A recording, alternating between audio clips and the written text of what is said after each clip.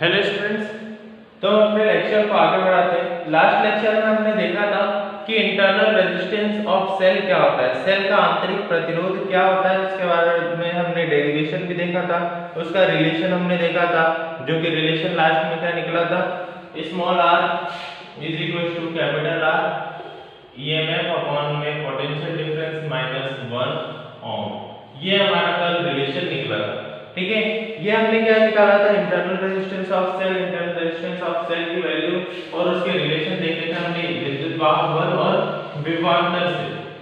अब आज जो हम करने वाले हैं इंटरनल रेजिस्टेंस ऑफ सेल को ही हम आगे बढ़ाते हैं और उनकी ग्रुपिंग देखते हैं।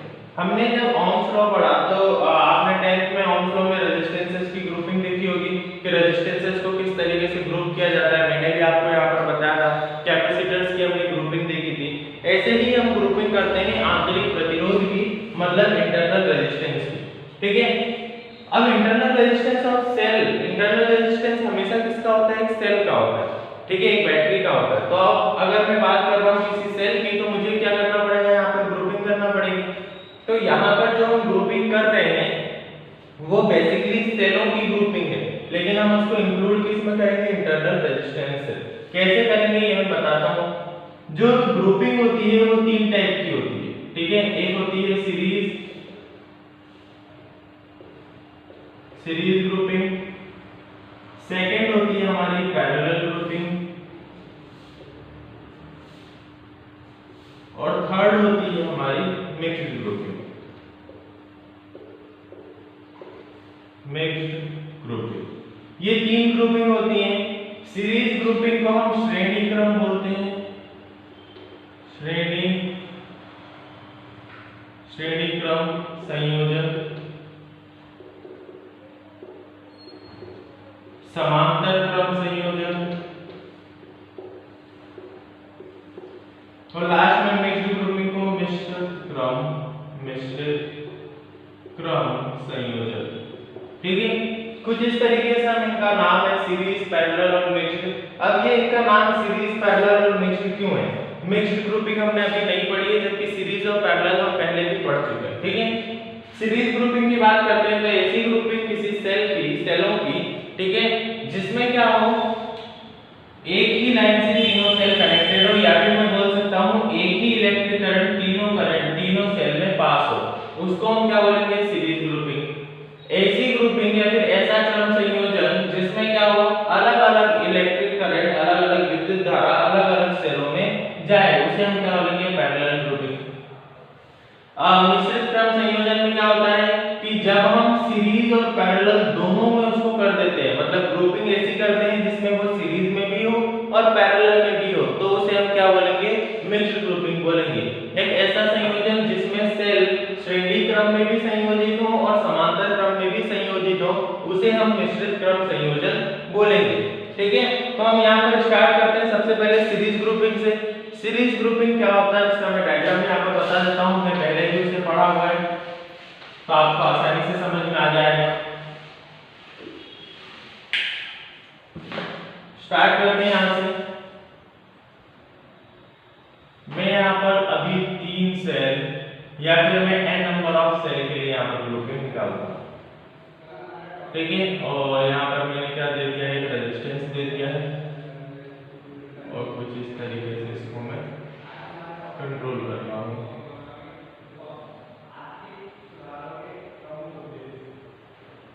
सेल को मैं नाम दे देता हूँ E, सेल को हमने नाम दे दिया E, यहाँ पर भी E। इनका जो इंटरनल रेजिस्टेंस है उससे मैं नाम दे देता हूँ स्मॉल r, इसका भी स्मॉल r, इसका भी स्मॉल r।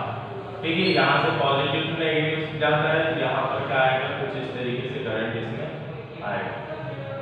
अब यहाँ पर हमने देख लिया कि हमारी ग्रुपिंग कुछ इस तरीके से, अगर आपको यहाँ की देनी है तो आप की भी दे सकते हो, नहीं दोगे तो भी चलेगा।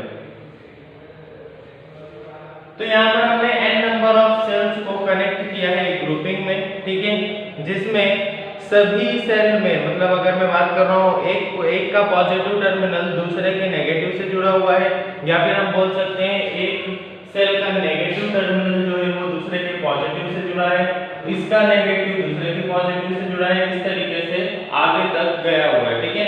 इस टाइप के सेल को हम क्या बोलेंगे, इस टाइप की ग्रुपिंग को हम क्या बोलेंगे, सीरीज ग्रुपिंग या फिर श्रेणी क्रम संयोजन बोलेंगे, ठीक है। यहाँ पर लिखा हुआ है सेलों के इन श्रेणी क्रम संयोजन से में पहले सेल के ऋण ध्रुव को दूसरे सेल के धन ध्रुव से, दूसरे सेल के ऋण ध्रुव को तीसरे सेल के धन ध्रुव से और इसी प्रकार अन्य सेलों को जोड़ते हैं, ठीक है। तो मैंने आपको पहले ही बता दिया है कि इसका जो नेगेटिव टर्मिनल है वो दूसरे सेल के पॉजिटिव से, दूसरे का नेगेटिव तीसरे के पॉजिटिव से, इसी तरीके से आगे तक सेल में जुड़े हुए हैं, ठीक है। इस टाइप के संयोजन को, इस टाइप की ग्रुपिंग को हम क्या बोलेंगे, यहाँ पर सीरीज ग्रुपिंग बोलेंगे। अब सीरीज ग्रुपिंग में यहाँ पर अगर मैं ग्रुप करता हूँ इन सभी सेल्स को तो मैं ईएमएफ निकालूंगा। तो यहाँ पर मैं देखता हूँ ईएमएफ ऑफ अ सेल, एक सेल का ईएमएफ अगर मैं निकालूंगा तो क्या है, ईएमएफ ई, यहाँ पर मैंने लिख दिया ई। अब मैं देखता हूँ ईएमएफ ऑफ ग्रुपिंग, तो कितने हैं, E plus E plus E plus E कहाँ तक गए हैं, एन तक। तो मैं इसको लिख सकता हूँ एन ई। ऐसा हमने ईएमएफ ऑफ ग्रुपिंग क्या हो गया, एन ई हो गया। इसको दे दो इक्वेशन नंबर 1। अब आते हैं हम सेकंड, हमने ईएमएफ ऑफ एक सेल का ईएमएफ निकाल लिया। अब हम निकालते हैं टोटल इंटरनल रेजिस्टेंस, ठीक है। मैंने निकाला टोटल इंटरनल रेजिस्टेंस, ठीक है। टोटल इंटरनल रेजिस्टेंस मतलब कुल आंतरिक प्रतिरोध हम यहाँ पर निकाल रहे हैं। कुल आंतरिक प्रतिरोध अगर निकालूंगा मैं तो वो क्या होगा, मैं इसको रिप्रेजेंट करता हूँ R डैश से।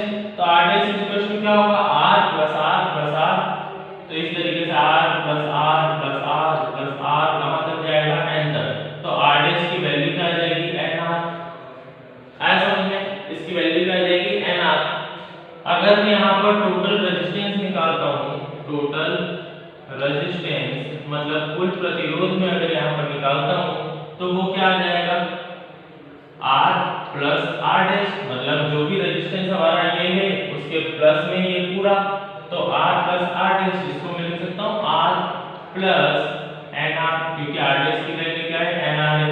इसको इक्वेशन नंबर 2 दे दो, ठीक है। हमने क्या किया, सबसे पहले स्टार्ट किया हमने ईएमएफ ऑफ सेल से। एक सेल का ईएमएफ, वहां पर एक सेल का विद्युत वाहक बल कितना है, E है, ठीक है। यहां पर लिख देना एक सेल का विद्युत वाहक बल, ठीक है। एक सेल का विद्युत वाहक बल कितना है, E है। पूरी ग्रुपिंग का मतलब एक संयोजन का या फिर पूरे संयोजन का विद्युत वाहक बल, पूरे संयोजन का विद्युत वाहक बल कितना है, तो E plus E plus E plus E इस तरीके से यहाँ पर आ जाएगा, ठीक है, NE हो जाएगा। टोटल इंटरनल रेजिस्टेंस का मतलब कुल आंतरिक प्रतिरोध, कुल आंतरिक प्रतिरोध अगर हम ले तो कितना है, R dash equal to R plus R कहाँ तक, N तक। यहाँ पर हम देखते हैं तो कुल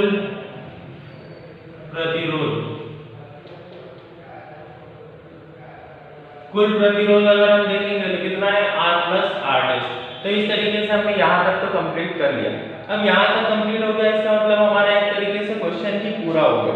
क्यों, कल मैंने आपको एक फॉर्मूला बताया था। फॉर्मूला क्या था कि इंटरनल, हम यहाँ पर आगे लिखेंगे वी नो दैट हम जानते हैं कि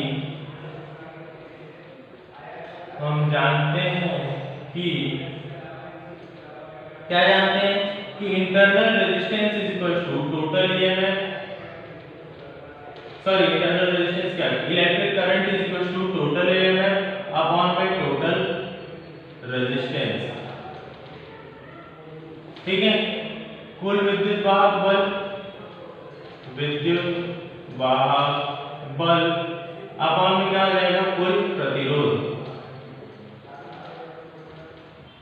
थोड़ी लाइट चल रही है, ठीक है। तो यहाँ पर हमने क्या देख लिया, I equal to total EMF upon में total resistance. Total EMF upon में टोटल रेजिस्टेंस। अब इसको आगे देखते हैं। टोटल ईएमएफ यहाँ पे मैं लिख सकता हूँ फ्रॉम इक्वेशन 1 एंड 2, एक समीकरण 1 अथवा 2 से यहाँ पर देखें तो हम वैल्यू रख सकते हैं I is to total EMF की वैल्यू क्या है NE, तो NE अपॉन में प्रतिरोध कितना है, कुल प्रतिरोध R प्लस NR, तो यहाँ पर रख दिया हमने R प्लस NR, ये हो गया हमारा आंसर। अब लास्ट में I equals to NE upon में R plus small n small r, ये बेसिकली हमने क्या निकाला है, इलेक्ट्रिक करंट की वैल्यू निकाली है, ठीक है, I की वैल्यू निकाली है। तो इसी को अगर हम लास्ट में यूनिट देना चाहेंगे तो यूनिट इसे हम क्या देंगे, सिंपली जो करंट की यूनिट होती है एम्पियर, एम्पियर, ठीक है, एम्पियर यूनिट हम इसे देंगे। तो यूनिट लिखना मत भूलना, क्योंकि फिजिक्स में कोई भी डेरिवेशन आप कर रहे हो लास्ट में जो एक नंबर होता है वो उसकी यूनिट का होता है, ठीक है। आपको यूनिट लास्ट में लिखनी ही है, और यूनिट किसके बेस पर लिखोगे कि आपने क्या निकाला है। एक बार मैं इसको रिपीट कर देता हूँ सिंपली। यहाँ पर हमने क्या किया है, सेलों को ग्रुप किया है, सेलों का संयोजन किया है, और ये ऐसा क्यों किया है, क्योंकि हमें आंतरिक सेल का संयोजन निकालना था, ठीक है, इंटरनल रेजिस्टेंस की ग्रुपिंग हमें निकालनी थी। तो ये हमने क्या कर दिया, सेलों को यहाँ पर ग्रुप कर दिया। आज जो हमने पढ़ा है वो है श्रेणी क्रम संयोजन। श्रेणी क्रम संयोजन में क्या होता है कि हम सेलों को कुछ इस तरीके से जोड़ते हैं, कुछ इस तरीके से उनको संयोजित करते हैं, जिसमें एक सेल का पॉजिटिव टर्मिनल जो होगा, सॉरी एक सेल का जो नेगेटिव टर्मिनल होगा वो दूसरे सेल के पॉजिटिव टर्मिनल से जुड़ा होगा, और दूसरे सेल का जो नेगेटिव टर्मिनल होगा वो तीसरे सेल के पॉजिटिव टर्मिनल से जुड़ा होगा। हिंदी में अगर हम बोले तो एक सेल का जो ऋण ध्रुव होगा वो दूसरे सेल के धन ध्रुव से जुड़ा होगा, और इसी तरीके से आगे दूसरे का ऋण ध्रुव तीसरे के धन ध्रुव से जुड़ा होगा। इसी तरीके से आगे हम संयोजित करते हैं सेलों को, जितने भी सेल हम चाहे उतने सेल कनेक्ट कर सकते हैं, यहाँ पर जोड़ सकते हैं। जब हम इस ग्रुपिंग से हमें लास्ट में निकालना क्या है, इलेक्ट्रिक करंट की वैल्यू निकालना है, ठीक है, कि कितना इलेक्ट्रिक करंट वहाँ पर हमें मिल रहा है। अभी आप देखोगे जब हम मिश्रित ग्रुपिंग करेंगे, मिश्रित संयोजन करेंगे, मिक्स्ड ग्रुपिंग, तो उसमें हम मैक्सिमम करंट की भी वैल्यू निकालेंगे, ठीक है, कितना करंट हमें ज़्यादा से ज़्यादा मिल सकता है। तो यहाँ पर हमने क्या किया है, ईएमएफ एक सेल का निकाला, तो एक सेल का ईएमएफ गिवन है क्या है, ई। सेकेंड ग्रुपिंग में हम गए तो पूरी ग्रुपिंग का अगर मैं ईएमएफ निकालूंगा तो E plus E plus E plus E कहाँ तक करना पड़ेगा, जितने सेल हैं वहाँ तक। तो मैं क्या कर देता हूँ, उसी का मल्टीप्लाई, मैंने मान लिया कि n नंबर ऑफ सेल है तो n multiply e. Total internal resistance हम निकालेंगे, इंटरनल रेजिस्टेंस को मैंने R डैश से क्या कर दिया, रिप्रेजेंट कर दिया। अब इसको अगर हम देखेंगे कुल आंतरिक प्रतिरोध, तो यहाँ पर भी सेम वही होगा, जैसे हमने ईएमएफ निकाला वैसे ही हम क्या निकालेंगे, आंतरिक प्रतिरोध निकालेंगे, मतलब इंटरनल रेजिस्टेंस निकालेंगे। तो R प्लस R कहाँ तक, NR तक। आगे बढ़े हम, अब रेजिस्टेंस निकाल लेते हैं। आंतरिक प्रतिरोध तो हमने निकाल लिया, अब कुल रेजिस्टेंस मतलब टोटल रेजिस्टेंस निकाल लेते हैं। तो कैपिटल R जो बाहर दिया हुआ है और स्मॉल r का पूरा सम, तो R प्लस R डैश की हमने वहाँ पर वैल्यू रखी और सिंपली फॉर्मूले में हमने उनको पुट कर दिया दोनों वैल्यूज़ को, ठीक है। आई होप आपको अच्छे से समझ में आ गया होगा। अगर कोई डाउट आता है तो आप लोग पूछ सकते हैं। अगले जो लेक्चर में हम पढ़ेंगे कि पैरेलल ग्रुपिंग क्या होता है, समांतर क्रम संयोजन क्या होता है। Thank you.